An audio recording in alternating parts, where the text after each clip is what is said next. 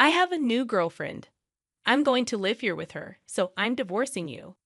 And you're going to go to your parents. I don't understand what you are saying. I don't need you anymore. I can leave you with my parents if you want to be a breadwinner or a housekeeper, Noah. You understand my parents-in-law and my husband laugh at me. They are the worst kind of people. But for me, it's better that way. Then you all need to leave. My name is Noah, and I am a 32-year-old office worker. I have lived my whole life working after graduating from college. I started working for a major company.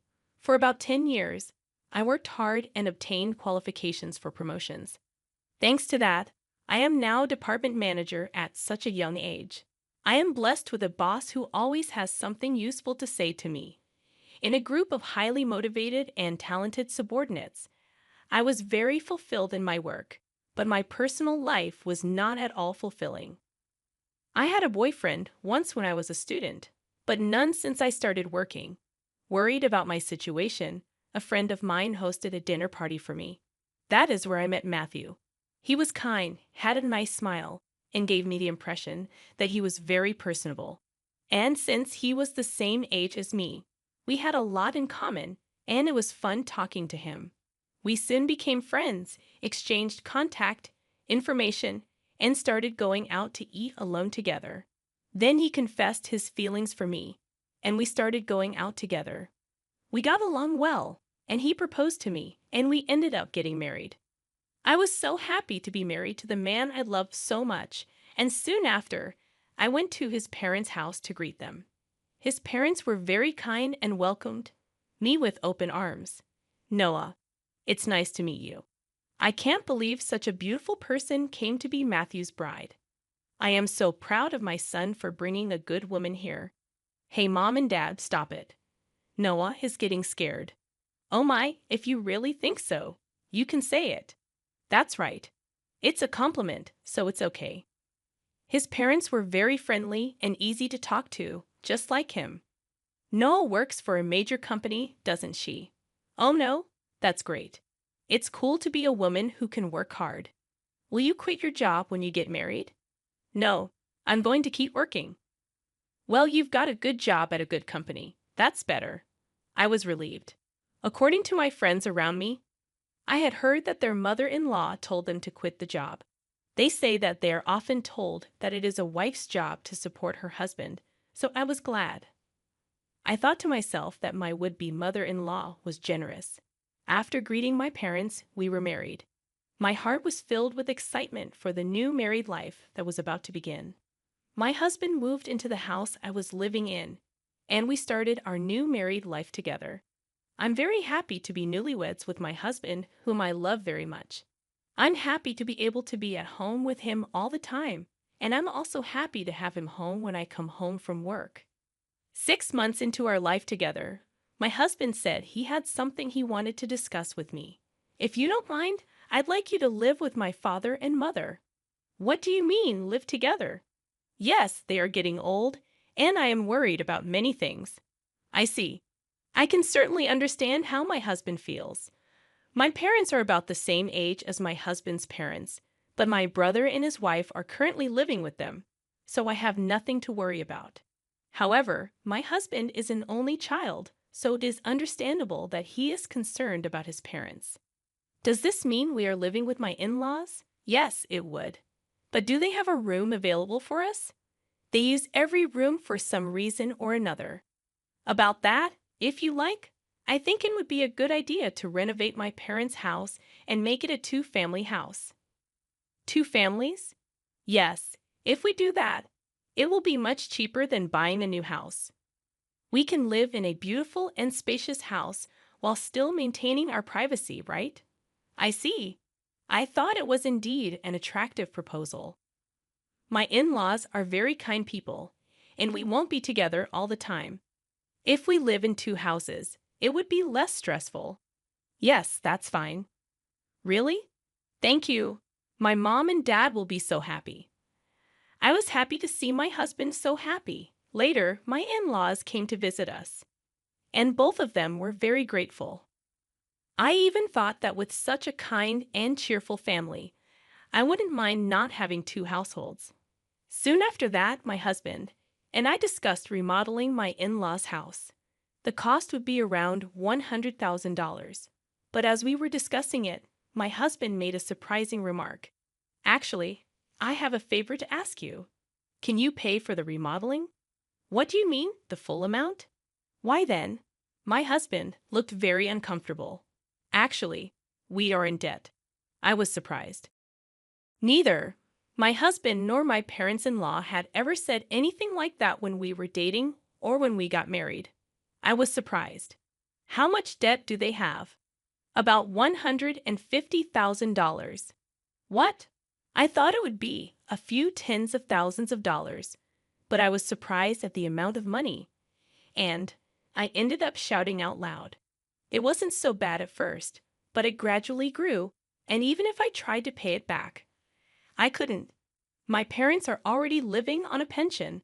I can't pay them back as much as I'd like, and the debt is getting bigger and bigger. I see. I could not hide my surprise and upset at the sudden and shocking revelation. I had no idea that my parents-in-law owed me such a large sum of money. Noah, I need a favor. Will you help me pay off my father and father-in-law's debt? They can't afford it anymore, and I don't make a very good salary either. Then isn't it going to be tough to renovate the house and live together as two families? No, that's important, so let's go ahead as planned. You have asked me to pay for the remodeling and your father's debt. I'm on the hook for $250,000, I know. I'm talking about difficult things, but I want to take care of my life with Noah. And I want to protect my mom and dad.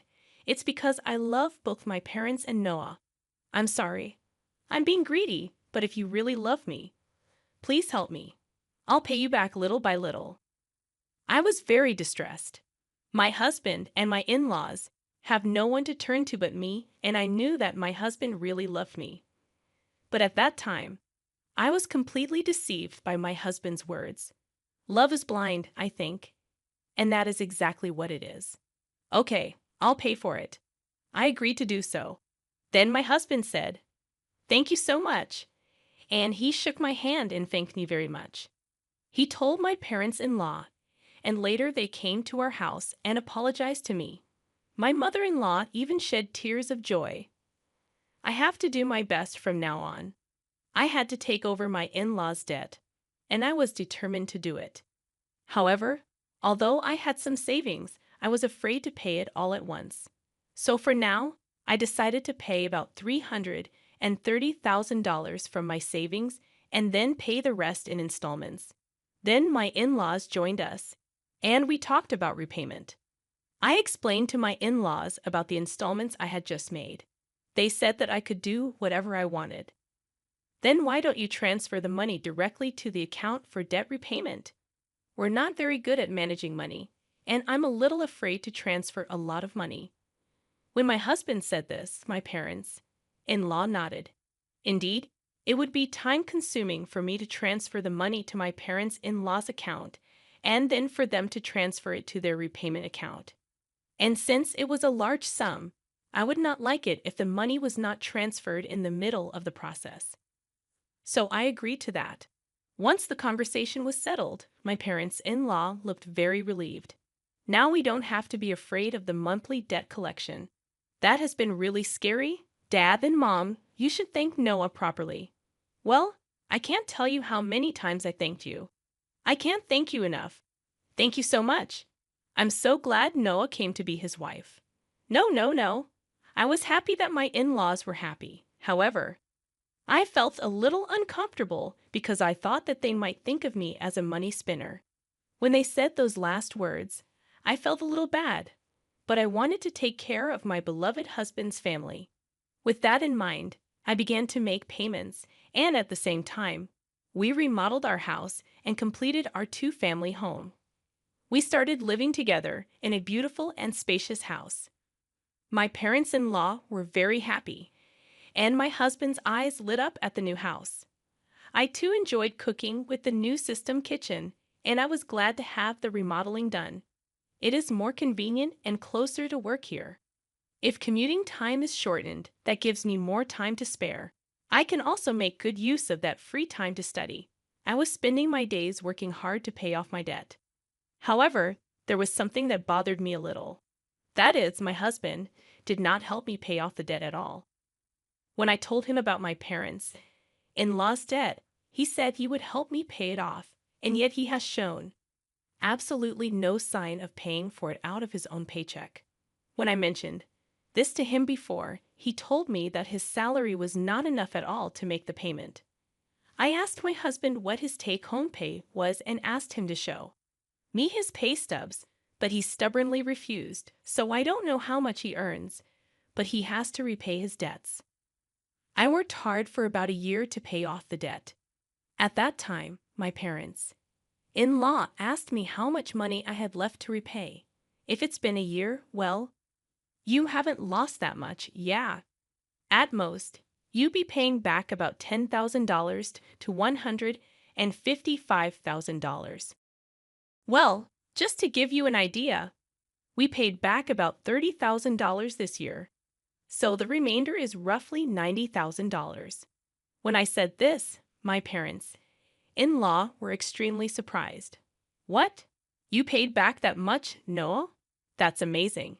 At that pace, you will finish paying back the loan in about 3 years. If I work hard, I'll be able to pay it off. Thank you so much. My parents-in-law were crying and happy.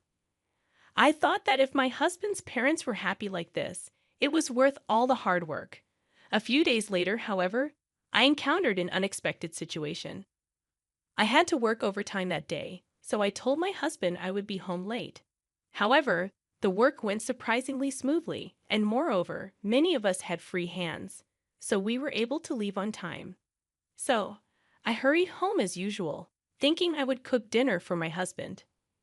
But when I opened the front door, there were my parents-in-law's shoes. Oh, my mother-in-law and her family are here. I thought they had something to do, so I walked toward the living room. Then, I heard my parents-in-law and my husband talking about something. You were right to marry that woman, weren't you, Matthew? You did great.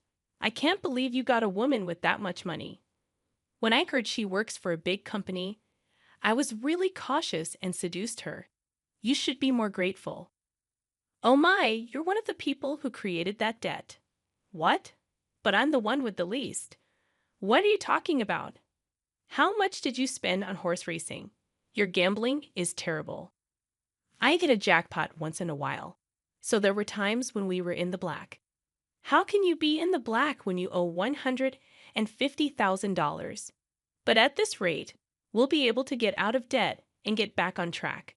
That's really great. And she even remodeled our house. I got a really good wife. Well, I'm going to throw her away after she pays off the debt. My husband and parents-in-law laughed. I was so stunned that I couldn't move from the front door for a while. After calming down a little, I made a loud noise as I closed the lock and said, "I'm home," from the front door. When I went to the living room, my parents-in-law and husband greeted me with smiles. "Oh, Noah, welcome home. Good job, good job. Well then, we're going back to our room.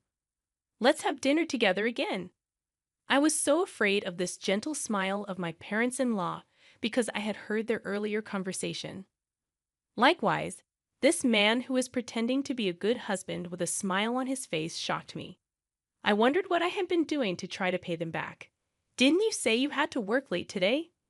"Yeah, I've been working a lot more than I expected, so I decided to hurry up and cook dinner and came home on time."